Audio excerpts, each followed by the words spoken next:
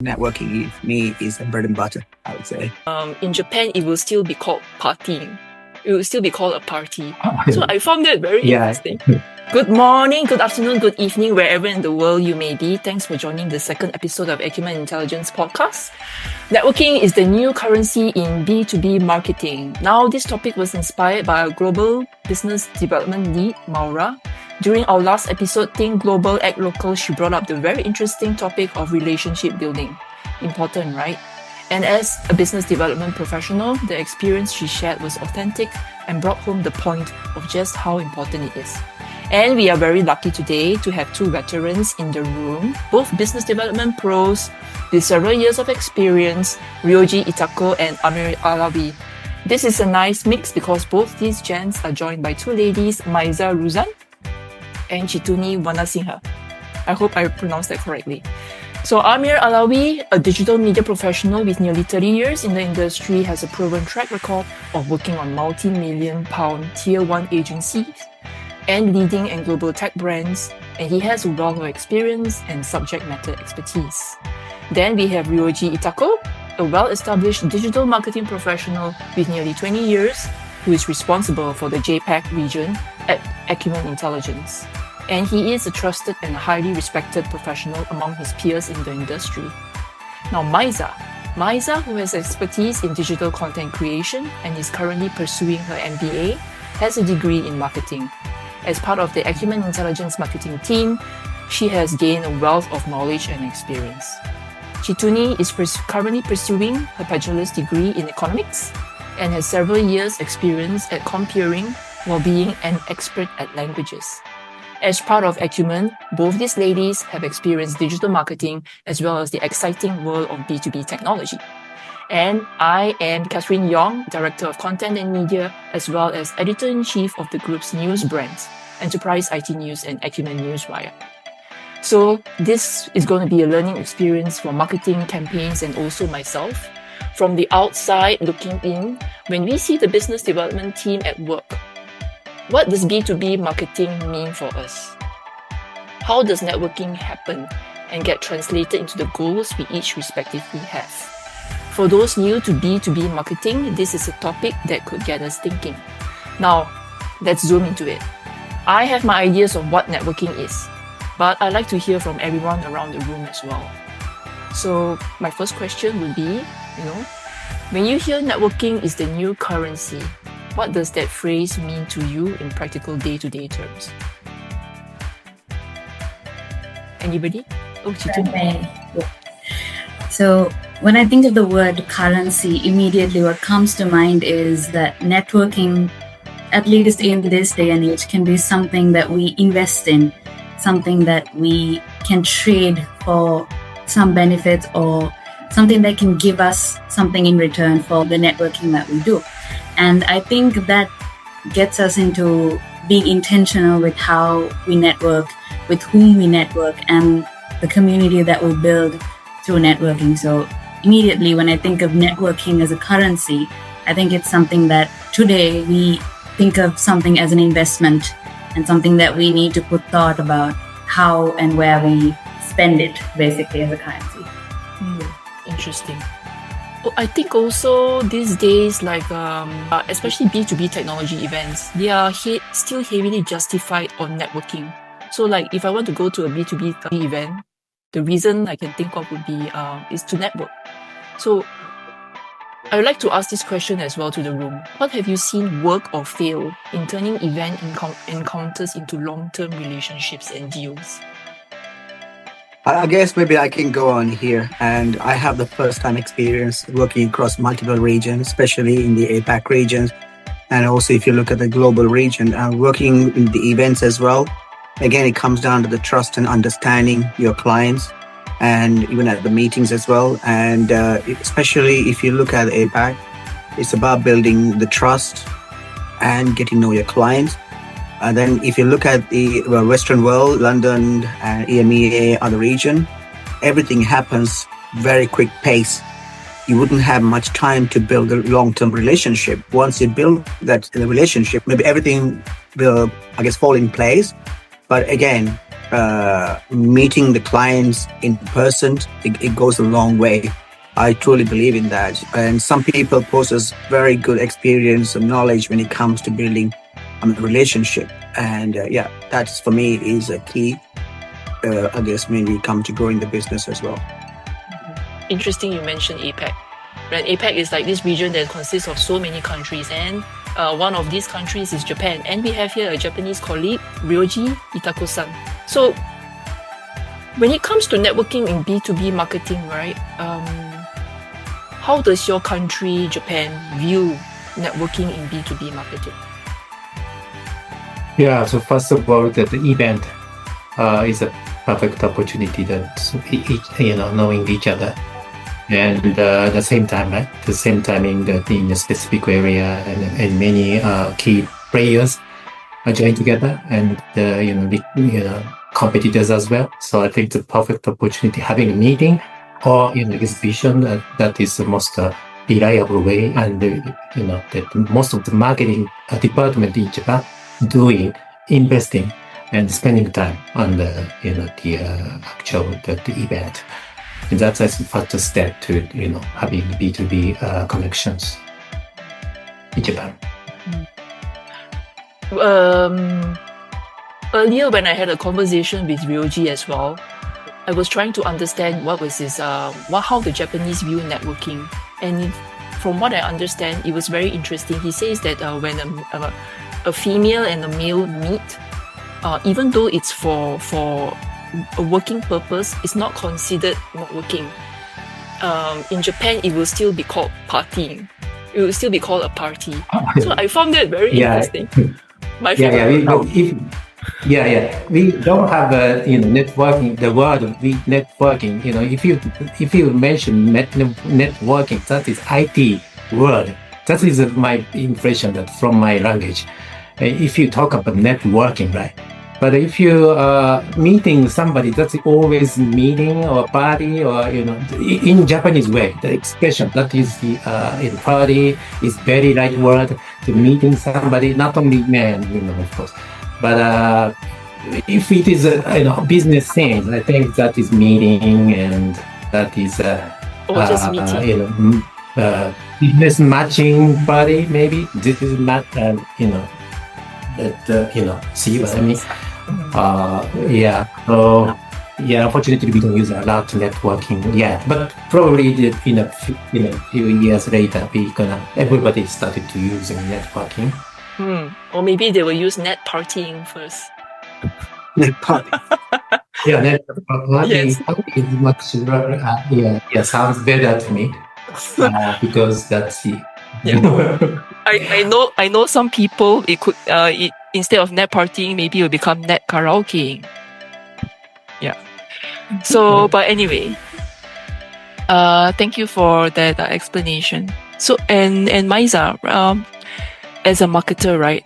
From your perspective as a marketer, how has networking influenced the way you think about campaigns and relationship building in B2B, business to business, especially, being where you are currently at Acumen Intelligence? So I think from my perspective as a marketer, networking has really changed how I think about campaigns in B2B.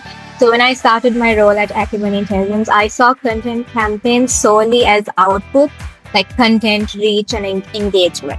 But networking has made me realize that content campaigns are really about starting and supporting relationships and not just generating statistics. So when you're still growing in your career like I am, observing how people actually interact is a big learning opportunity. I've noticed that campaigns work best when they make people feel familiar with the brand before business conversation happens. So that familiarity makes relationships easier to build. So I think that networking has taught me that being consistent matters more than actually being perfect in the content and things like that. So showing up regularly and engaging in these conversations and sharing insights, I think is more impactful in the long. Okay. My next question, how do you measure the success of networking? I suspect this question will be very suitable for Amir because he's all about KPIs. You want to do this, he has to achieve this. KPIs, right? So So how do you measure the success of networking then? Let's say at an event, so that it's not just about having nice conversations. I think you nailed it. Thanks for putting that across. Well, for me, to be really honest with you, I don't judge networking by, meeting somebody, just having a conversation. And for me, I look at it, how you follow up with this contact, how you build the relationship, how far it goes. Once you build up the relationship organically, it's a massive investment. And I have had the experience of meeting clients for the very first time. And today they are my good mates, because that was a networking at the beginning of it, right? Because when I go in, I didn't try to measure it by short-term goal there straight away. What's in it for me? It's about investing my time and effort in them, getting to know them really well, how far it's going to take me. I wasn't thinking. My intention was to get to know them well and make a connections, and that will continue. And that was a real intent to grow over time. And then at the end, you just measure it by how far you have come in that relationship. Yes. And again, when it matters, they know where to find you, where to reach out to you. I think it's a That's very what interesting. it takes. Yeah, and we've had this conversation before, right? All of us in this room. I think that the evolution to what you have achieved today is tremendous, right? Because you were talking about how when you were just starting out in your career, KPI and measurement for you at that time, whenever you go to an event, was like how many business cards you collected. And I have to say that as a journalist, when I was starting out in my industry, right, it was about the business cards as well. How many connections I had collected, how many business cards I had collected, so that I can achieve my KPI, which is articles, right? And to hear that at that time, and then you also mentioned about how over time it started to become very relationship centric, right?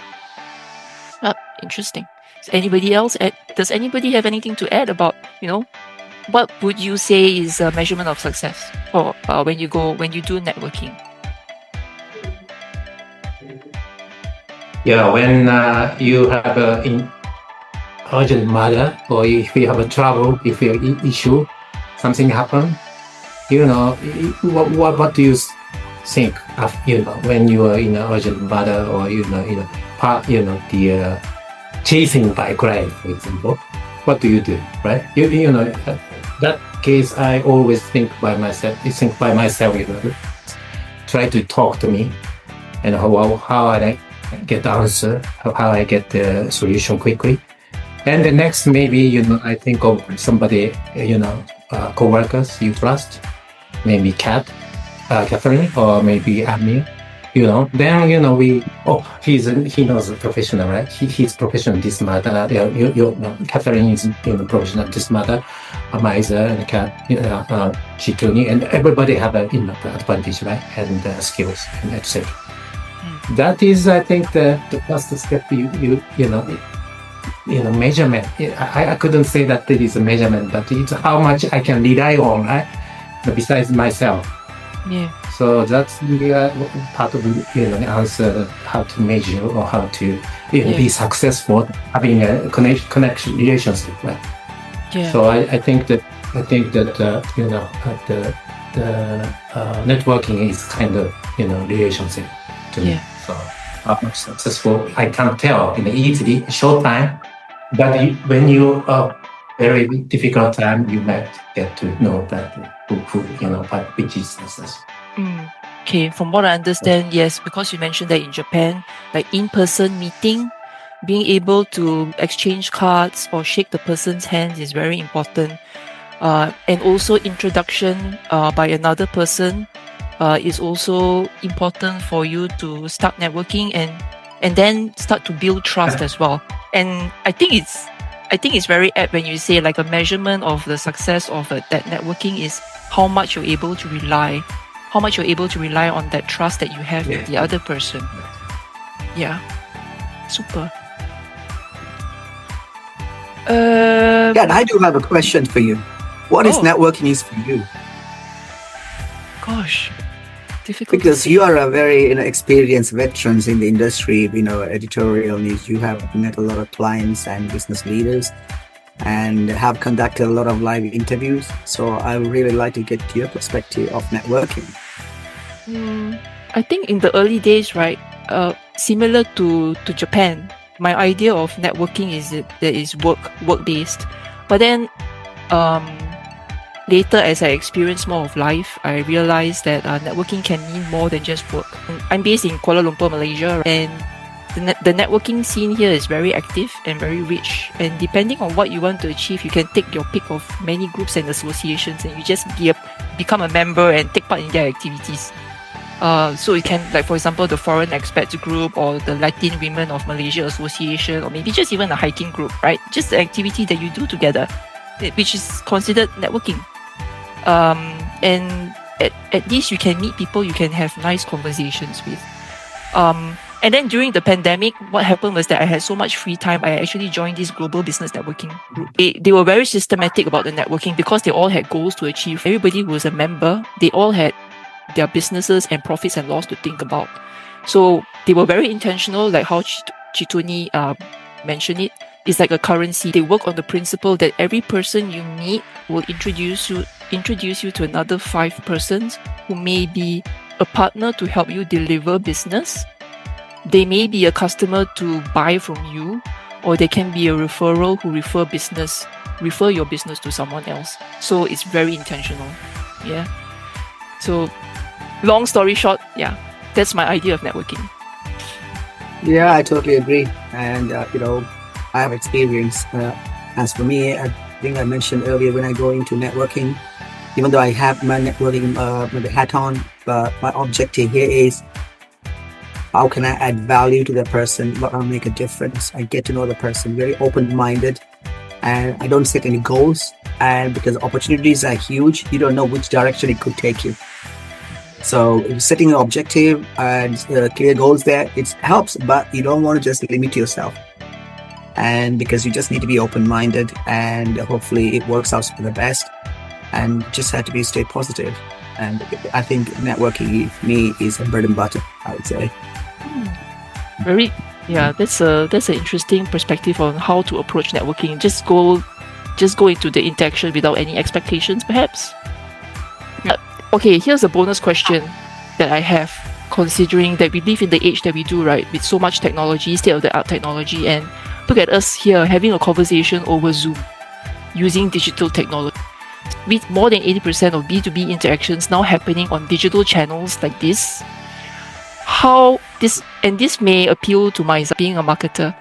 How do you design your online presence so it actually invites networking rather than just broadcasting content, which is so difficult to do? It may be very difficult to do so, to be inviting and authentic.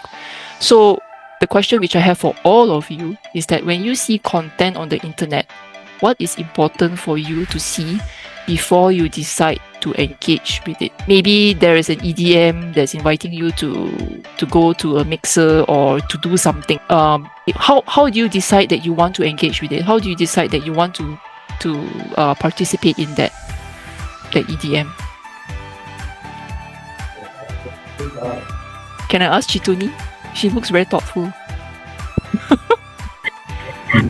I was actually thinking about when you talk about engagement and taking into consideration what I heard right now, even I think it's you being on the receiving end of the value addition. Like when you talk about networking, like Amir said, so if you have something to offer, then the person on the other end of the network will feel like, oh wait, she can add some value or he can add some value by getting to know this person.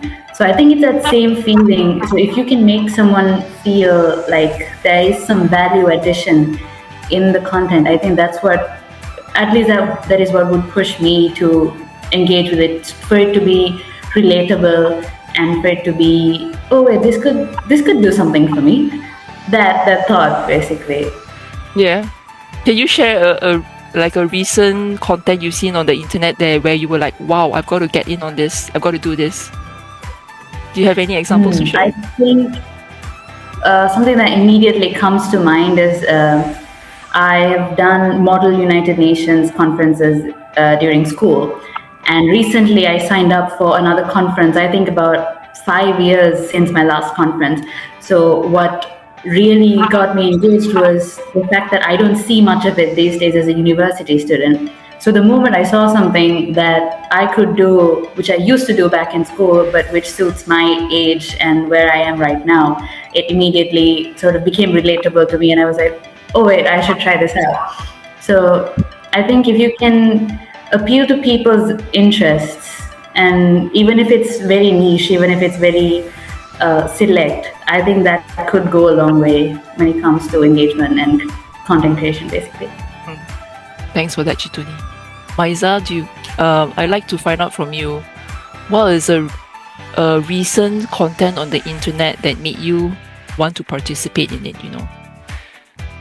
or like caught your attention and made you want to engage with it? Yes.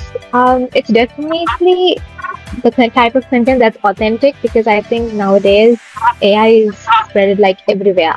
I think every other content is AI, and it makes you question like everything sometimes. And so there's a lot of deception. So I think I prefer the authentic ones. Yeah. I don't think I've seen one recently that's very authentic. But when I do see one, yes, but that's AI. That's true. But he was so visual and he's so cute. Our mascot. Yes. Yeah, and he was created by someone that we know, we trust, and we work with, right?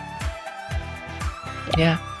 So, Ryoji and Amir, any thoughts to share about this? I mean, I have one classic example. I think we also talk about what we like. At the same time, we also had to pay attention to what we didn't caught our attention as well, right? Because that's the opportunity missed out. Recently, I saw a content, and I probably spent less than 2 seconds or 3 seconds. And then it didn't appeal. I didn't write, because it could be a maybe great content down the line if I invested more time. But at the same time, because we are in a very busy environment, right? And you are investing your time. That is, we're talking about currencies and networking, but the time is as well, right? Essential. So when I saw this content, at a few seconds, I just became disengaged straight away because I didn't want to continue that. But that, for me, that's an opportunity lost as well. And there are many contents that when I do like them, it takes me 2 seconds, right, to decide whether I want to continue watching or follow up with this content. I think getting it right is very important, very key, right? Because a lot of companies invest a lot of time and resources in that, creating great content, appeal to the right audience, making very relevant. This is where the subject matter expert comes in, backed by a lot of researchers and study. Yeah.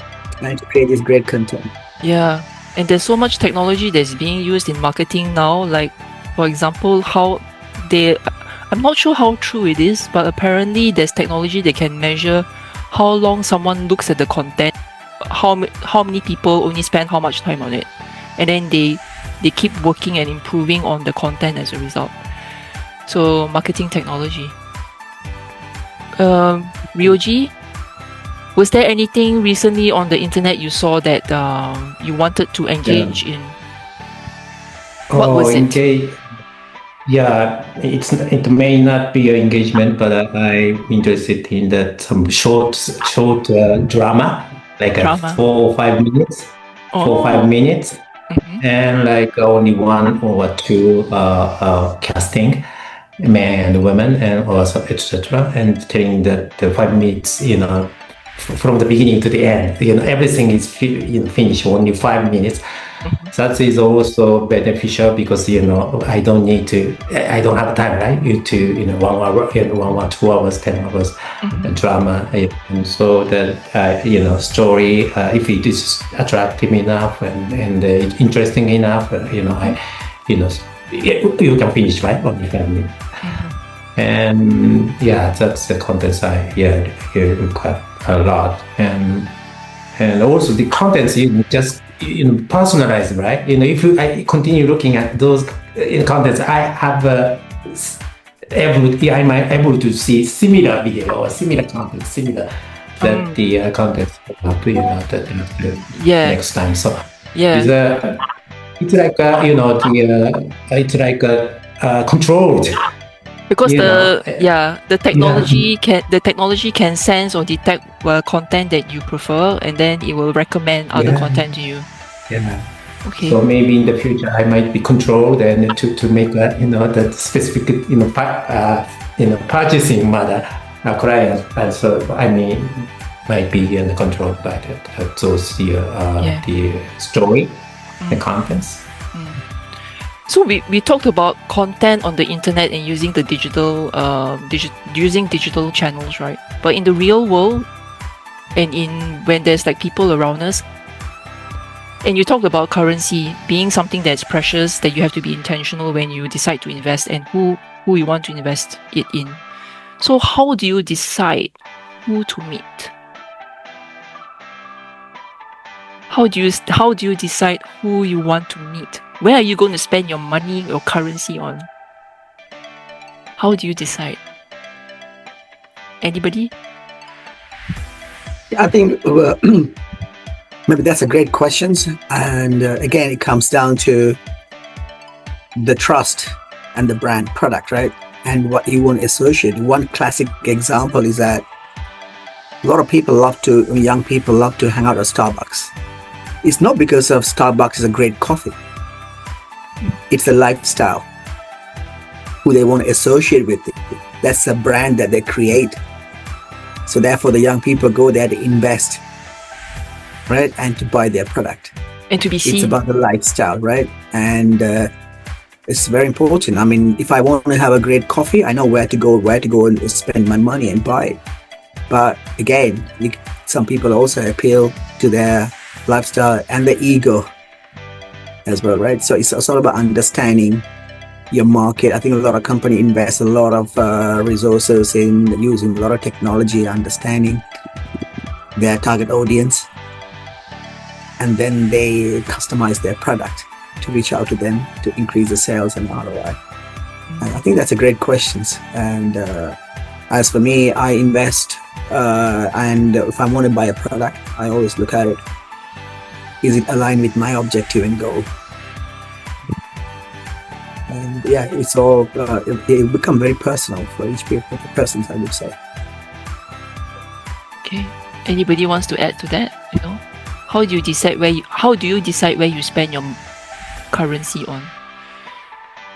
In the B2B space, or perhaps in the non-B2B space, Just something that came to mind, looking at it from like a very beginner's level. I think at the end of the day, I do what Amir said as well. So the first thing that you would think about is, what can I see myself being associated with that particular person or that brand, and whether that is a good look on me. I think that's the basic question there. But I also think it, at this point, because it's a lot of digital and AI related content and network related aspects of it coming in, I think people have started to think of it as how personal can that relation be, whether you can make a friend out of that relationship or whether you can keep it as something close to you. I think that's also come into consideration, at least during these times where, like Maisa said before, AI is all the rage. So the more authentic and the more personal something feels, I think it feels more appealing to us as people, even when it comes down to networking and how we decide to interact with. So the Japanese culture, I think, sums up networking the best for me, because I'm an analog person, born in the analog era. So in-person meetings and introductions by trusted persons determine whether I would do business with someone or whether I would trust them, right? For folks like Amir, at one time it was important to collect name cards, and Ryoji is someone who has to shake the hand of the person he's going to do business with. But also, after hearing what the younger set has to say, people like Chituni and Maisa, and how AI and digital channels are now very popular mediums for interactions and engagement. Is the way of doing networking and doing business going to be replaced soon? I think that's something to think about. If anybody has any thoughts about this, please, you're welcome to share before I wrap this up with concluding remarks. And I think, like everyone said, AI is definitely playing a big role here, but I think the culture in Japan is unintentionally still very present around the world, even in Sri Lanka's context. We can go ahead and network online and digitally as much as we can, but I think what solidifies a good relationship is meeting someone face to face, being able to see their reactions live, and at the end of the day, maybe it all comes down to a handshake. So yes, I think AI and the digital platforms will definitely play a bigger role, but I don't think the human connection is just AI and is just digital platforms. I think seeing people face to face will still be a very big part of it. At least that's how I see it from the very beginner's perspective. So yeah. Yeah. And also, maybe if I can echo that, I mean, talking about Japan, right? Japan, just like in-person event is a big thing. It's very important that even though we talk about AI and technology, in Japan, I think maybe Ryoji will agree with me. I think exchanging business card is very important, how they exchange business cards. And the senior person hold the business card, the one goes underneath. And in-person events is a big thing. And even if you look at the turnout, it's about 65 to 70% turnout compared to APAC and other regions. Yeah. So even though technology, AI is so advanced, Japan is still way behind, but they still follow their customs. In-person events, so you can't take away the human element here. Yeah. I completely agree with what Chikune said. Okay. So Ryoji, we mentioned Japan a lot. You must be very proud. Yeah, it must be very unique, right? But interesting, right? To learn maybe idea for the other global markets. So as we wrap up this episode, remember that in today's B2B world, connections aren't just valuable, they are essential. Networking truly is the new currency that fuels opportunity and growth. Big thanks again to all of you for tuning in. If you found today's conversation useful, don't forget to subscribe, share it with your network, and join us next time as we continue exploring how data intelligence and relationships shape the future of business. Until then, stay curious and stay connected. Well done, everyone! Congratulations! Yay! Pat yourselves on the back! Woo! It's massive. Thank you.